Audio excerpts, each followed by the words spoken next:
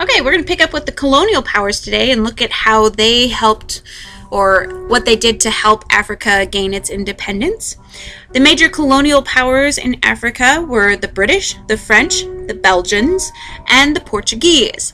And so they each had a different way of going about it, but the British will grant independence first to its nations. Some of its political moves in order to help with that is they will pass like developmental acts in order to prepare the African nations for that transition into independence, so giving them gradual amounts of power back, which is very different from the French. The French are going to move ahead with all of their colonies and let them be free, with the exception of Algeria. Now, the reason that they kind of keep Algeria off to the side and say, you don't need to have your independence, is because they used it sort of like as a vacation resort. It was a place to go on your vacation, and it was nice weather, and they had made it so pretty and nice and everything. And so they really wanted to keep that one. But eventually there will be conflict in Algeria, and so that will change. There's an increase in financial aid as well from the French to its colonies in order to, give them more money. You can do more with it and make yourselves better. The Belgians didn't prepare their colonies at all. They basically said, guess what, you guys, you're independent now. And then they left really quickly. There was no preparation. And so a lot of Belgian colonies really, really struggled to find their feet and to be successful in any way. The Portuguese are going to resist giving independence to its colonies. They will often encounter violence up until the 1970s. And so typically the Portuguese government had to be overthrown and kicked out of the colonies in order for those colonies to gain their independence.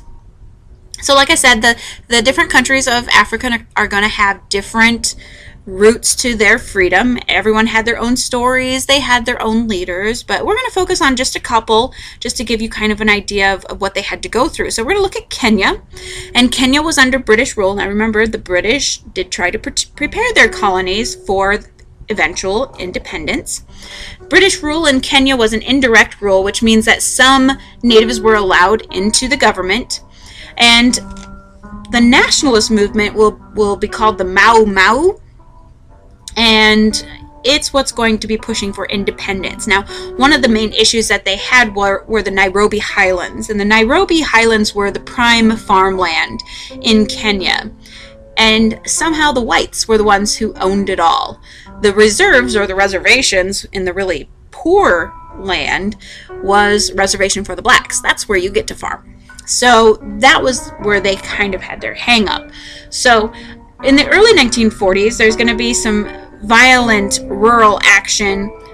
Blacks wanted access to the farmland, and so there's going to be some violence taking place. Mostly it's setting fires to things.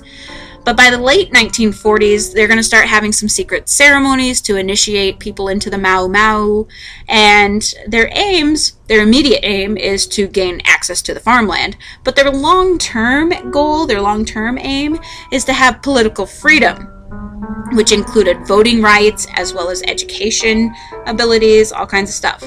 So 1952 rolls around and the attacks are increasing. There's more arrests. The British are sending more troops in order to control things. And the result is that you end up having what basically amounts to being concentration camps, that you're going to keep the innocent blacks there until the trouble is over. But this was also a way for you to figure out who were not the innocent blacks, because if you were escaping from the camps, you must be one of the bad guys, kind of thing. You will also have loyalists among the Kenyans, and these were Kenyans who were loyal to the British, and they were recruited and sent out against the nationalist Mau Mau to try and curb their population a little bit. By 1955, the Mau Mau hadn't really seen a whole lot of success. They'd seen some defeat, but the settlers were being blamed for the start of this huge war. Now, in 1961, Jomo Kenyatta, who was the leader of the Mau Mau, the nationalist group, he sort of comes to the forefront as their leader. And he supported nonviolent methods in order to end the suppression. So he's going to try to not have violence in order to gain the respect of the British so that they will let the Kenyans go free. However, guerrilla warfare is going to erupt because nonviolence was really not working in Kenya. And so farms are going to be burnt down, livestock is going to be destroyed, settlers are going to be attacked.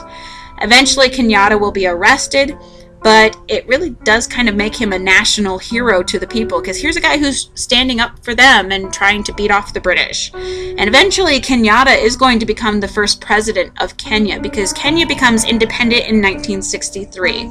The period between 1961 and 63 was sort of considered a training period for Kenya by the British as they were preparing them for their independence. And then in 63, Kenyatta is going to be elected as Kenya's first president.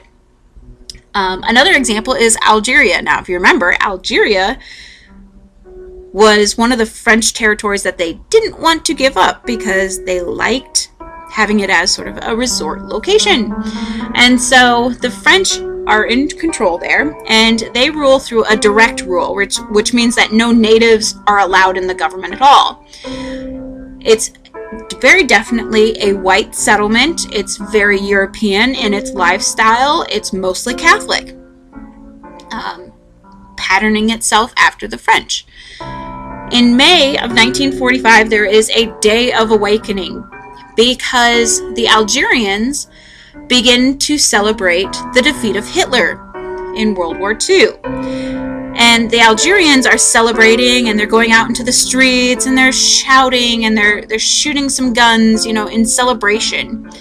And the French get freaked out because they think that the Algerians are rising up against them. And so they go out and they gun down over 4,000 people, purely because they're paranoid. And the French just kind of want to reform things, try and create better relations. But the Algerians at that point want the French out. They don't want anything to do with them anymore because they don't trust them. And so the Front de Libération Nationale, or the FLN, is a nationalist party that will be created in Algeria. And up until 1954, they're going to hide and do some training, recruit people in order to become strong enough to get rid of the French. In November of 1954, they decide to strike because the French had just lost to the Vietnamese, another one of their colonies. And so they looked pretty darn weak at that point. And the FLN is located in the mountains, good hiding spot, and so they begin to attack the French military in Algeria. By August of 1955, they're starting to attack the cities. And it's going to turn into basically a guerrilla warfare. Hit and run, ambushes, sabotage, all kinds of stuff. So by 1958, there are a lot of casualties. There's also a lot of disunity among the French people because the French people are just tired of war. And there's a lot of recruits. The Algerians are getting a lot of people coming to their side because it looks like they're going to be winning. By 1962, Algeria gains its independence, but it was sorely fought for. And as a result, the Algerians, still to this day, are very anti-French, but they also had no preparation for independence. There's no government experience for them, and so they tend to have a lot of corruption. They tend to have a lot of turnover, and it tends to be somewhat of a mess in Algeria as a result. Now, there was high expectations on the part of the Africans, but most of those expectations are going to become dashed hopes after a while. You had over 50 new nations that are created with these nationalist movements, wanting better lives. They have great hopes for them, and they look for political and economic development, but many of them are going to have civil wars. They're going to have natural disasters strike them. They're going to have military rule where the military comes in. They're going to have corrupt dictators. Their standard of living is going to fall drastically, and the vast majority of them live in poverty. It's just really not a good time for Africans after the colonial period. They begin looking at other political ideologies of what else could we do to make life better for us. And so a lot of them are going to change their names from their African colonial names to an actual African name in order to kind of reclaim some of their national identity. Others are going to look at other forms of government like democracy or communism. And the African form of communism is called Afro-Marxism. So it's a little bit different than actual communism. They're also going to be influenced by outside forces. The Europeans still want to have their fingers in the pudding sort of thing. They still want to have influence in Africa. And so the British are going to try to bring everyone together to work together to benefit everyone in Africa. They'll try and set up organizations like the Commonwealth of Nations. The French are going to try to do some cooperative agreements, and actually the French are one of the largest donors of aid, financial aid, whatever aid, to Africa. The former Soviet Union early on has a quest for influence. It tries to buy its way into Africa by selling them arms and military assistance. So arms as in weapons and military assistance. They try to help out those Afro-Marxist regimes that are semi-communism, but they're just not quite communist enough for the Russians. They don't send enough aid, and there's a lot of racial discrimination on the part of the Russians in Africa, so they don't accomplish just a whole lot.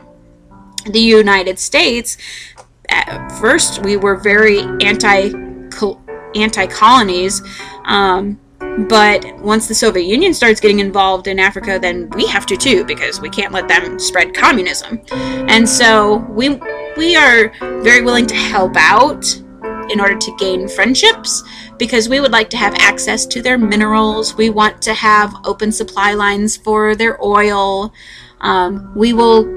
We basically do like a troubleshooting. If there's a trouble spot, we're going to intervene and help with the civil wars that are going on. We're going to send aid if needed in order to, again, kind of buy friendships in Africa, just so we could have access to their stuff without making them a colony, because, we don't do that. So that's kind of where they're at. They have a long history of problems in Africa, and a lot of it can be traced back to the colonial period.